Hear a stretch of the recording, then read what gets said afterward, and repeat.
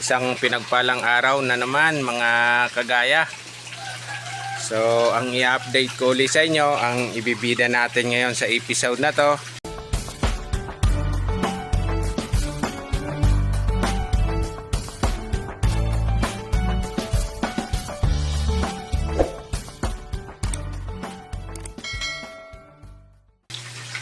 ay itong ating flood and drain setup na aquaponics.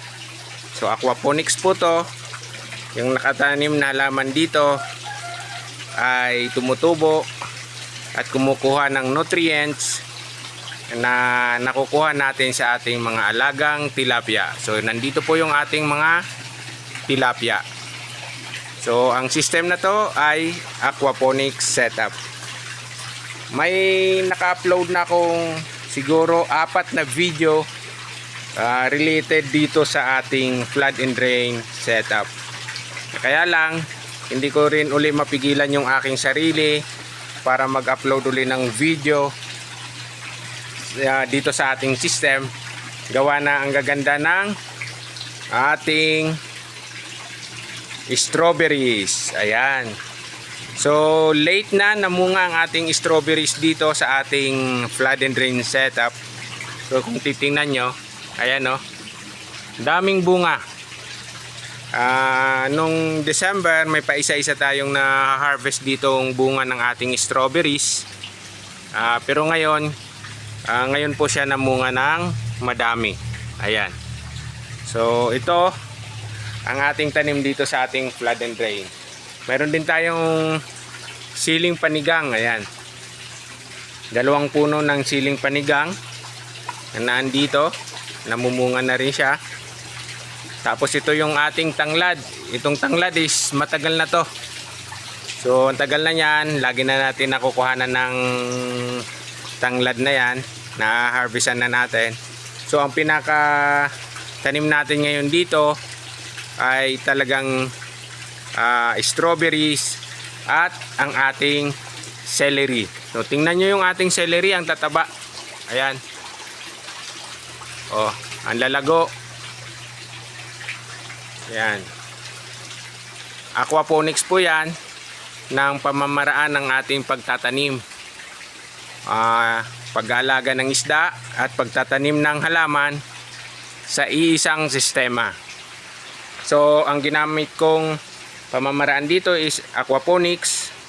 Tapos itong system natin is flood and drain setup. O, tingnan nyo ang tataba ng stocks ng ating celery. Oh. Ang taba. Lalaki oh. So ayan. Tapos ang ating strawberries ay ang daming bunga. Oh. Yan, kung gusto nyong matutunan yung ganitong pamamaraan ng pagtanim, 4 na video yata yung na-upload ko tungkol dito sa system na to. So balikan nyo na lang. Wala rin tayong gaanong ginastos dito sa paggawa nitong flood and drain setup natin. Gawa ng, kung titingnan nyo, mga plastic bottles lang naman ang ginamit natin. So yung nagastos lang natin yung PVC pipe saka itong pinaka frame na bakal na patungan nila. So yun lang yung nagastos natin. So marami na tayong naitanim na halaman dito. May pipino, sili, talong, kamatis. So yung kamatis natin matanda na oh. Ayan. Matanda na. So pa-retire na to. Papalitan na natin yan mga kagaya. Ayan. Ang daming na-harvest na dito. Ang kagandahan nito, hindi natin kailangan ng nutrients. Kasi nga, yung dumi mismo ng isda, yun yung nagiging pataba ng ating halaman. Hindi kagaya ng nasa hydroponics na kailangan natin ng nutrients. Eto, yung ating aquaponics setup, yung dumi ng isda ay yung dadaan sa ating filtration. Paglabas niya is doon na kinukuha ang nutrient ng ating halaman. Then ang ugat naman ng ating halaman magse-serve as filter. So yung babalik na tubig doon sa ating isda is malinis na. Ayan. Kaya healthy yung ating tilapia, healthy rin yung ating halaman. Ayan. So madali lang tong gawin kasi kung nagawa ko, tsak mga kagaya, magagawa nyo rin yan. Sa mga hindi pa nakakaalam kung paano nag-ooperate itong ating system, pwede nyo balikan yung mga na-upload kong video, pero pasadahan natin ng konti. Itong flood and drain setup natin, yung supply is manggagaling dito. Tingnan nyo. Ayan, may pipe tayo dyan. Yung pipe na yan is nakakonekta doon sa ating filtration. Sa pinakadulo ng ating filter, mayroong pump. Yun yung magdidistribute ng tubig dito sa ating halaman. So nagdidistribute dito sa ating azolla pond. Ayan, ito yung azolla pond natin, no, na ginawa. Ayan, tapos yan din siya nagsusupply ng tubig dito sa ating flood and drain setup. So nakikita nyo, konektado siya. Ayan. So sa ilalim niyan may T-connection. So nakatutok yan dyan. So pag may supply ng tubig, so dinidiligan niya yung ating halaman dito sa taas. So pina-flood. Kumbaga mapupuno yung dito. Ngayon, para hindi siya umapaw, mayroon tayong kinabit na overflow. Ito yung pinaka-overflow natin. Tapos ito naman yung drain ng tubig na bumabalik sa pond. Nakakonekta yan doon sa pinakadulo. So hindi siya umaapaw, hindi nalulunod yung ating halaman. Gawa na ngang itong system na to is flood and drain. So babasain niya, tapos i-drain yung tubig sa baba. Ayan. So hindi nalulunod kumbaga yung ating halaman.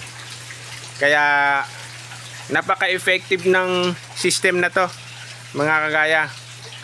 So nung umpisa ng ginawa ko to, balikan nyo kung ano yung mga naitanim natin dito ng halaman. Makikita nyo kung ano-ano yung ating na-harvest. So sa ngayon, yung pinakita ko sa inyo, ang ating tanim na strawberries at celery. Ayan, no. So hindi na tayo bibili ng strawberries. Itong celery, marami tayong customer dyan. Ayan, may siling panigang. So magagawa nyo to kagaya kung gusto nyong gawin. Simple lang to. Kasi gawa ng ako, wala rin nagturo sa akin ito. Kakapanood lang sa YouTube Academy. Ayan. So ang ginayaan ko ng system nito ay sa Thailand. Yan, hindi ko nga naiintindihan yung kung paano nila ginagawa. Basta kung ano yung salita, ang titingnan ko lang yung kung paano nila ginawa, yung procedure. So then na-come up ko na ganito yung gagawin.